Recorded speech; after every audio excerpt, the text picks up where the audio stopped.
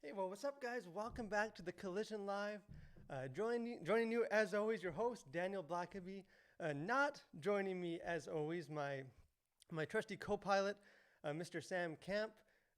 On the surface, he's saying he's still feeling sick. I think the truth of the matter is that he's tied up with kind of his side gig. If you guys didn't know, he's quite a successful male model. So, while he's off in exotic places, showing off his chiseled physique. He won't be here today, but hey, he'll be back next week. So there'll be a Sam-sized hole in my heart for today. But so again, if you guys have joined us, or if you're joining me live, go ahead and let me know. Let me know some comments in the comment section. Don't let me be lonely without no one here on the desk to talk to, as always. But hey, we missed last week. We were both sick. And we don't want to skip again, so I thought I'd just try and run it solo. And again, there's a lot of interesting stuff this week in pop culture. If you guys are new, if you guys haven't watched, joined us for our weekly live streams. Really, what we do here every week, me and Sam, we look at what are the big stories kind of going on in pop culture, in the entertainment industries. What are people talking about? What are we excited about? What are some kind of troubling trends and stuff? And then we approach it as as people that love pop culture, love creativity, love the arts, and then also just as Christians, what does this mean for the church? What does this mean for Christians? How should we kind of navigate some of this and affirming what's good and rejecting the things that aren't good. And there's a couple interesting things this week in particular that I wanted to talk about. And the first one is Netflix. Again, Netflix they're sort of the OG streaming. They've been at this game for a long time. Obviously Disney Plus and some of those have kind of risen up in recent years and challenged the supremacy of Netflix. But Netflix, just numbers wise, Netflix continues to be the big dog at the park. And they made some headlines recently, kind of a new feature that I thought it's a lot for all of us, Christian or not Christian, to grapple with. And this is it's a feature they've rolled this out in kind of their European divisions, going back to last year, maybe even before that. But it's what they're calling Netflix Shuffle Play. And essentially, this is, if you grew up and you had the iPod Shuffle, like I used to run to, it essentially takes out kind of the human choice of kind of selecting your entertainment. You push play, you push the button, and you trust yourself over to the algorithms, and they choose something for you to watch. However they calculate that based on what you've seen before, what you've clicked on, what you've watched through. They figure all that out. And here's Greg Peters, one of the execs for Netflix, when he was interviewed in Variety magazine. He said that sometimes users come to the service and they're just not really sure what they want to watch. And then he's speaking about how it's rolled out in Europe. Says it's really working for us, where our members can basically indicate to us that they just want to skip browsing entirely, click one button, and we'll pick a title for them just to instantly play. And again, this is we should probably be clear. This isn't going to be forced upon anyone. This is an extra feature for those that fall into the category that Greg Peters is talking about, as far as, hey, it's overwhelming. You log on your TV, you open Netflix, and there's this a gazillion options. We didn't last week because we missed. We didn't get to talk about the fact that Netflix just came out. Made a big announcement that they're releasing a original content movie every day of the year for 2021. They're going to have a new video, probably 96%, which will be utter garbage, and a couple gems thrown in there. But again, there's this content overload, and we've probably all found ourselves sitting there being like, I just don't know, where do you even start? Do you just go back to something that you've watched before because you're going to like it? Do you try? How do you even know where to start? And again, this is, so that's where this comes in. You can just click it, you let them take it over. And I don't know, there's a couple ways to kind of process this. Again, this isn't forced. I suspect that most people are not going to be using this feature.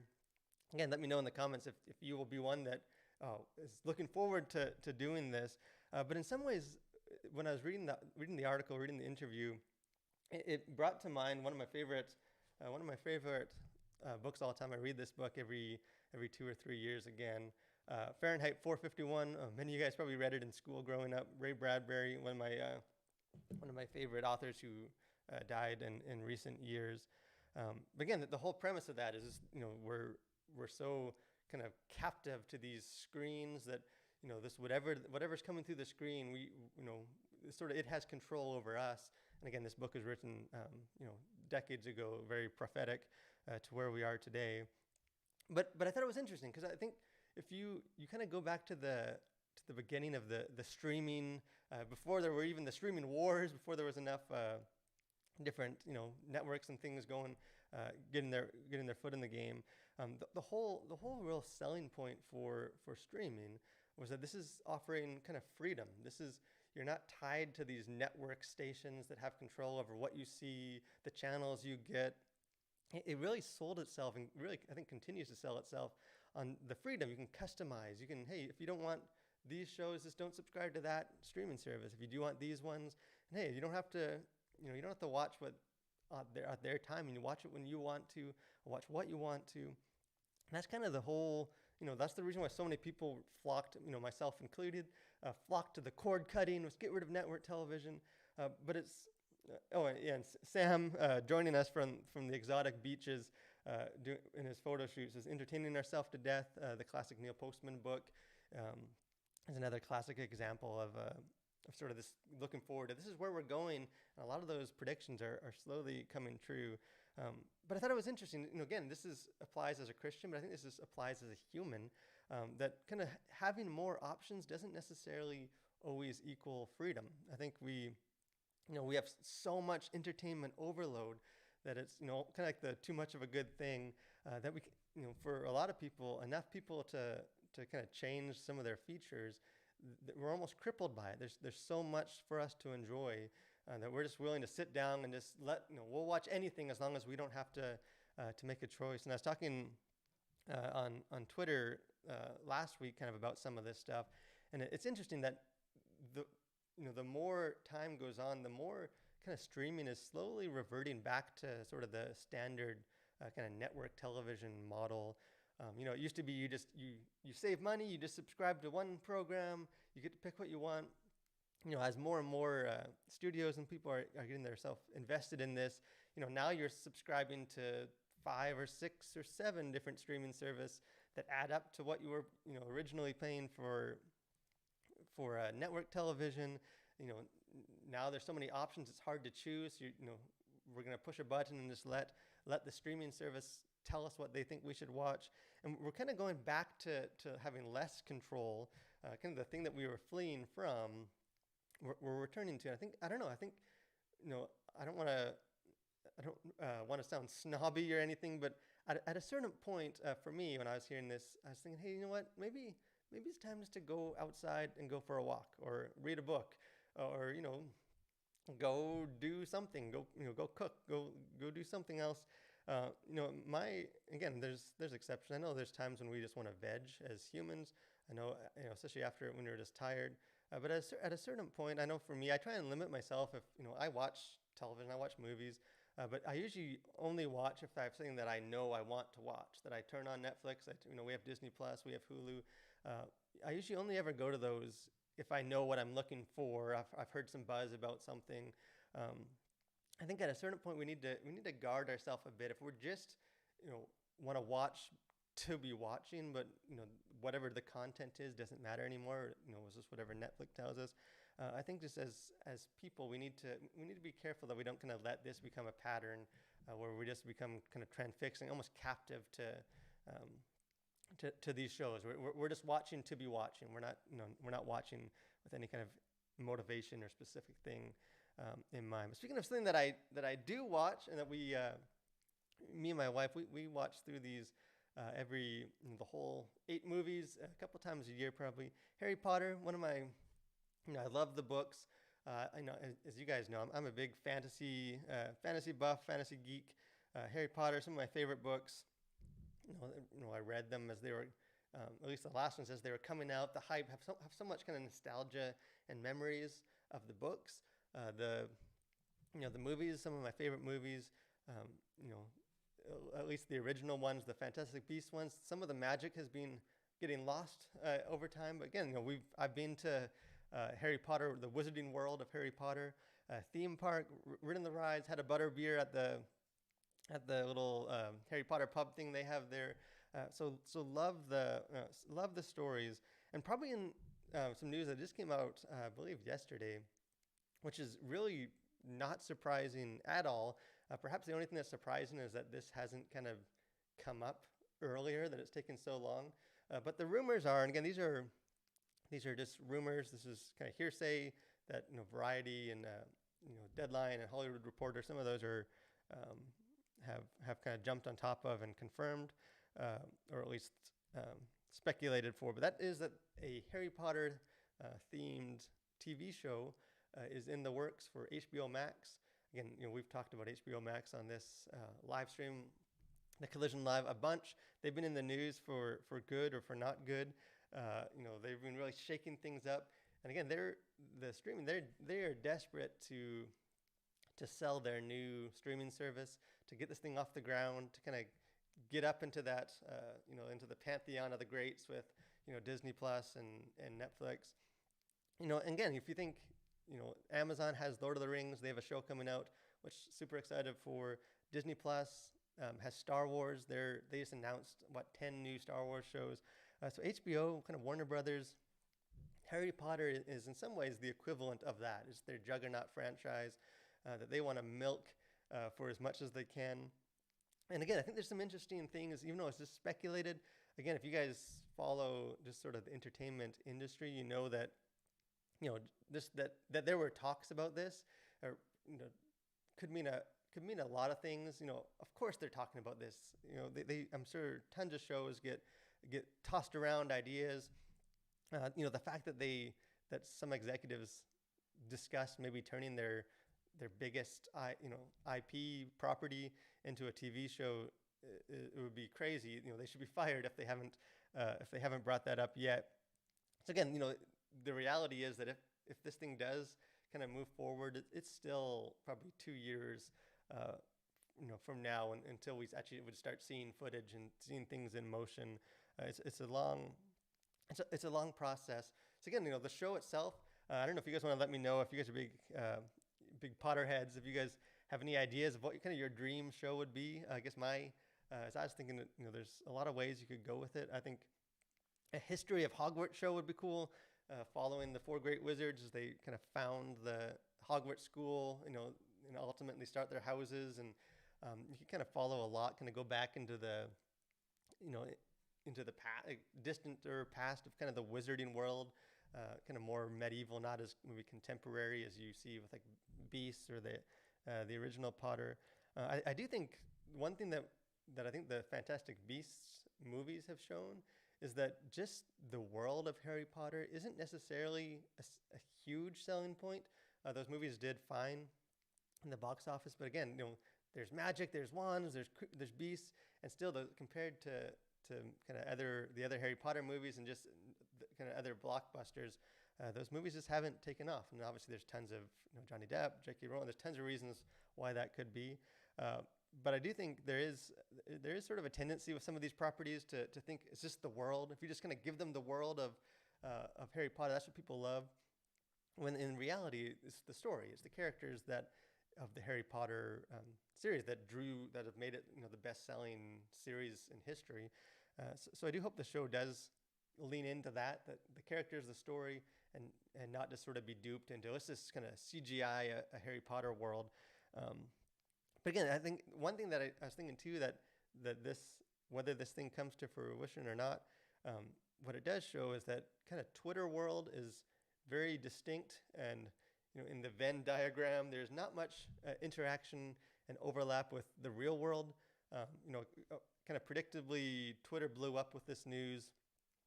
J.K. Rowling was trending again. She seems to do that often. And again, we've talked about in older episodes kind of why she's trending, what we think of the controversy, and why it's silly and overblown.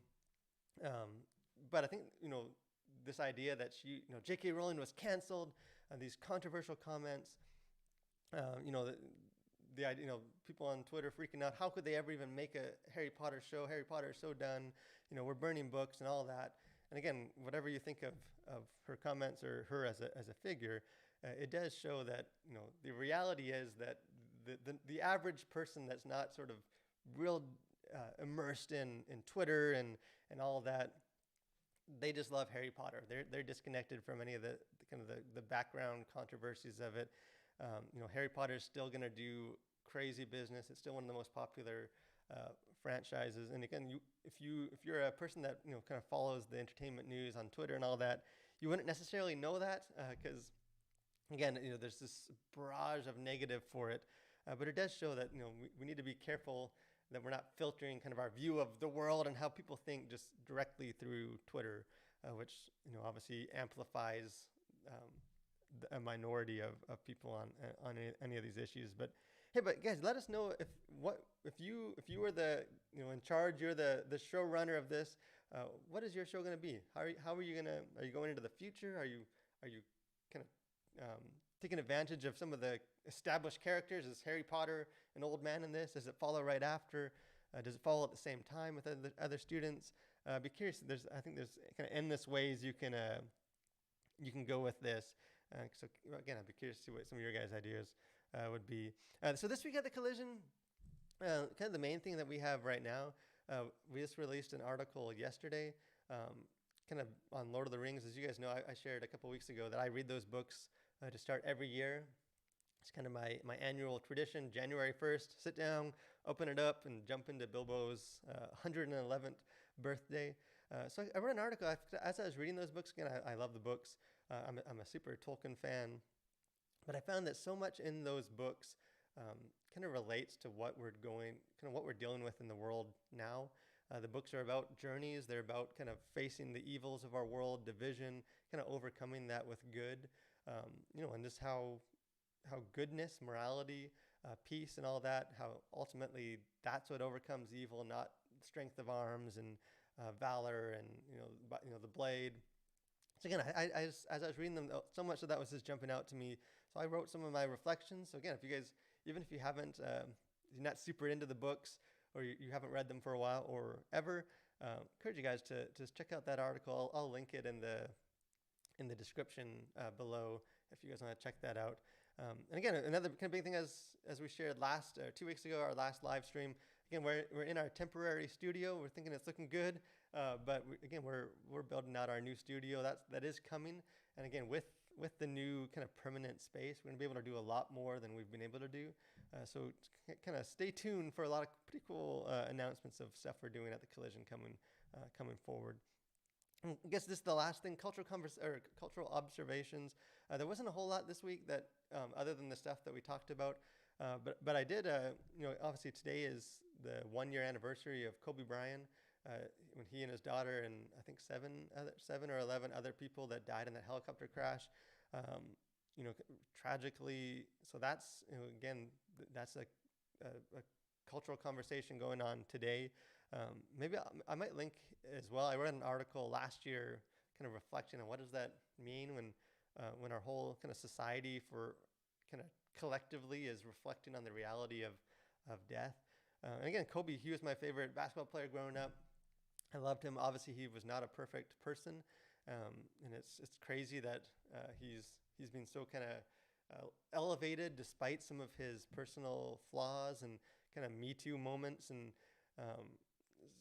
but besides any of that, it's impossible to deny that as a basketball player and as a kind of a symbol, an icon, that he was a legend. He was one of the best there is. So I'll post that. But again, I think anytime, and obviously tragically, it seems like it's happening almost every day. Larry King died the other day. Whenever people are sort of, as a culture, collectively thinking about this kind of how temporary life is, even the rich and famous, the young, the healthy. I think it's important, kind of as Christians, to be involved in that conversation as well. As death is a reality, and none of us are going to escape it. So it's something that we need to wrestle with. So again, I'll link that article if you guys you guys are new and didn't get a chance to check that out when we dropped it last week. But hey guys, thanks for joining us. Thanks for joining me. Hope you guys didn't miss Sam as much as I miss Sam. He'll be back next week, better than ever. Beard growing, looking the best it ever has. Again, there'll be lots to talk about, I'm sure, in culture. But again, if you guys haven't done so, if you're watching on Facebook, make sure to like our page. If you guys are watching on YouTube, we'd love for you to subscribe to our channel, keep up with all we're doing, the video reviews, other live streams, and kind of some other quirky stuff that we have kind of in the pipeline coming up. Again, make sure if you haven't done as well, like the video, but most of all, guys, just have a great week. Stay safe. Wear a mask, do all the things you need to do, and try and get outside when you can. And we'll see you guys again next week, Tuesday at 12. So remember to continue to collide with your world for Christ.